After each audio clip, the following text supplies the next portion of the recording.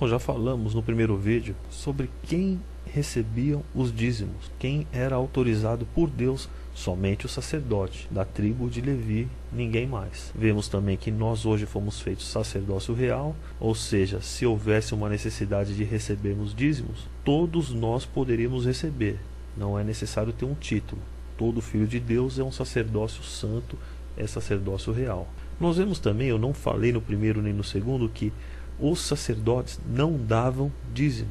Existia um tal de dízimo dos dízimos, que eu não vou estar falando agora, mas eles não davam dízimo. Ou seja, se você é sacerdote, e nós lemos no primeiro vídeo, a carta 1 Pedro, capítulo 2, no versículo 5 e o 9, que você é sacerdócio santo. Sendo você um sacerdote, se é que você não é da tribo de Levi, ninguém é, mas esse sacerdote não precisa dar dízimo a ninguém.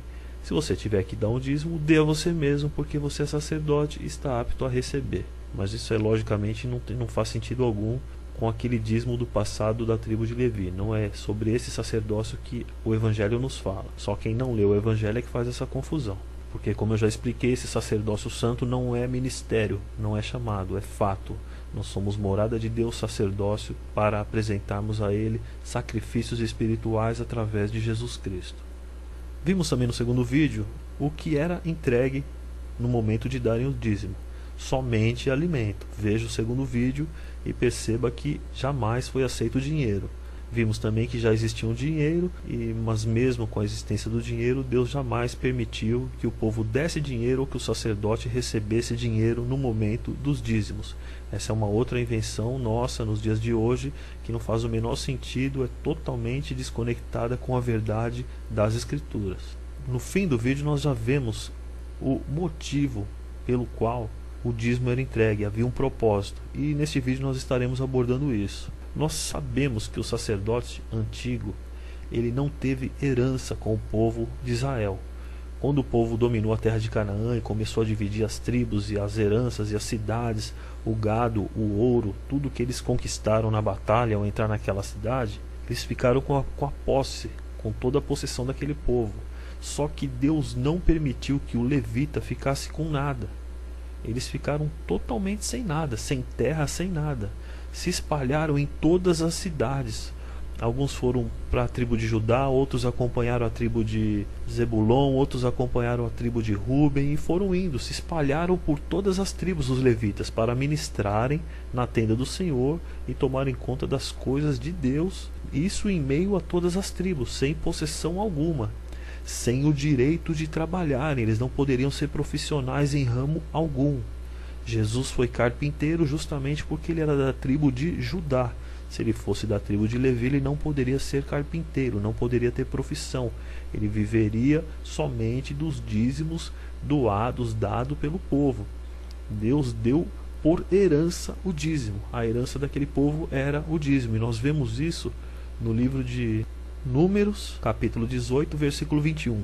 No versículo 20 Deus está falando, ele continua falando no 21. Eis que os filhos de Levi tenho dado todos os dízimos em Israel por herança, pelo ministério que executam, o ministério da tenda da congregação. E vemos também no livro de Deuteronômio, no capítulo 14, no versículo 28, Deus dizendo o seguinte, que ao fim de 3 anos tirará todos os dízimos da tua colheita, no mesmo ano, e os recolherás dentro das tuas portas. Então virá o levita, pois não tem parte nem herança contigo. Está falando da herança da terra, que a herança dos levitas era o dízimo.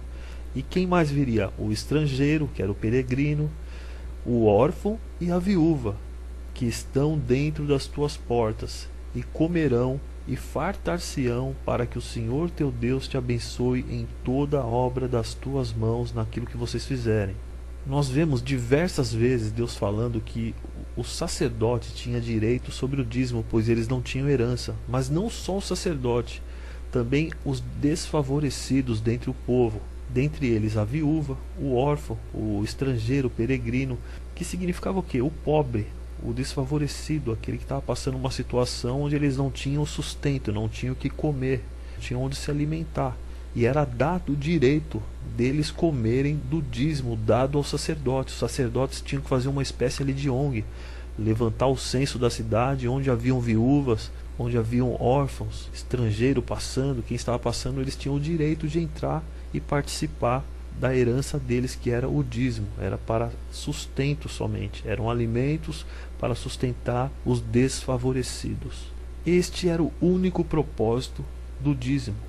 Jamais na história de Israel você vai encontrar dízimos sendo dado como dinheiro, como coisas preciosas, para, por exemplo, a construção do templo, que foi construído, o templo de Salomão, e depois, na volta do exílio da Babilônia, do cativeiro, o povo também constrói um outro templo, um pouco menor, mas aquele templo foi feito por ofertas. O povo se doou, se dedicou e construiu aquele templo. Não tinha nada a ver o dízimo. Como eu já disse, não dá para você construir um templo com animais, com carne de animais, com ervas do campo e coisas do tipo, com vinho, com bebida forte. Não é isso. O dízimo era alimento, tinha o seu propósito. As ofertas têm o seu propósito, não tem nada a ver oferta com dízimo. E nós aprendemos a forma com que o dízimo foi instituído na lei. Quem os recebia, quem dava, o povo de Israel é quem dava e não os sacerdotes. O que era dado, e não só para quem era destinado, que era o sacerdote, mas com que propósito? O propósito exclusivo de sustento do pobre, do necessitado, do desfavorecido. Nada mais.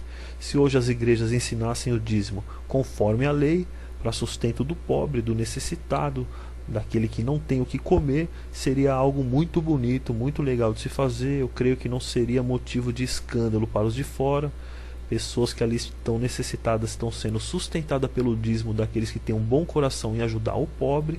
Seria motivo de louvor entre os de fora e não escândalo, porque o dízimo hoje é feito de forma ilegal, incorreta, ilegítima, totalmente desconectada das escrituras. Embora tenha sido abolido como toda a lei foi abolida, se o pessoal quer obedecer, que a obedeça segundo diz as escrituras e não segundo a conveniência de pastores que deram a si mesmo a autoridade de utilizarem dos dízimos e pedirem em dinheiro da forma com que eles querem, segundo as suas intenções e não segundo a verdade. Para sermos sinceros, não estão nem aí, não se importam com a verdade das palavras dos versículos citados neste vídeo, neste áudio que você está ouvindo. Infelizmente, esta é a realidade dos nossos dias.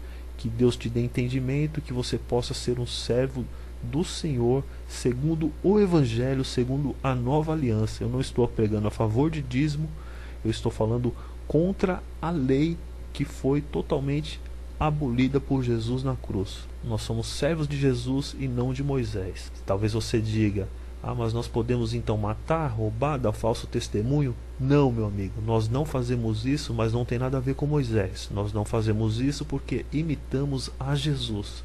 Em Jesus não temos essa autoridade para matar, para fazer o mal. Pelo contrário, se imitamos a Jesus, devemos ser santo como Ele é. Não como a lei de Moisés era, mas como Jesus, que nos deu um novo mandamento de amarmos o nosso próximo como Ele, Jesus, amou. Esse é o teu mandamento. Quem ama não faz mal ao seu próximo. Não tem nada a ver com os judeus, com Moisés. Entenda, meu querido, você é de um novo concerto, de um novo pacto, de uma nova aliança entre Deus e os homens, em nome do Cordeiro de Deus, aquele que deu a sua vida na cruz para te salvar e para te resgatar das maldições escritas no livro dessa lei. Você é livre para servir e adorar a Deus por gratidão. Você é livre para ofertar, para dar a sua vida, onde você participa na sua comunidade, mas a obrigação foi totalmente abolida. A bênção e a maldição não existem mais. Você já é abençoado por Deus em nome do seu Filho Jesus. Eu gostaria também que você entrasse no meu canal aí do YouTube, Duda, e desse uma olhada em alguns vídeos. Eu abordo alguns assuntos, dentre eles um vídeo chamado Bênção e Maldição do Dízimo, e o outro que é Guardar a Lei de Moisés ou o Evangelho de Jesus. Veja estes dois vídeos para que você tenha uma compreensão melhor sobre o que significa a cruz de Cristo, o que Ele aboliu, o que Ele consumou e o que Ele nos deixou para que nós viéssemos a estar seguindo o seu Evangelho. Eu peço até que você faça o seu comentário. Se você não gostou, se tem algum ponto que você achou falho, algo que eu poderia acrescentar, ou até uma algo que eu possa ter compreendido mal, segundo o teu ponto de vista, comente, meu amigo. Sinta-se à vontade, nós estamos aqui para debater opiniões em paz, sem ofender a ninguém, e fiquem na paz.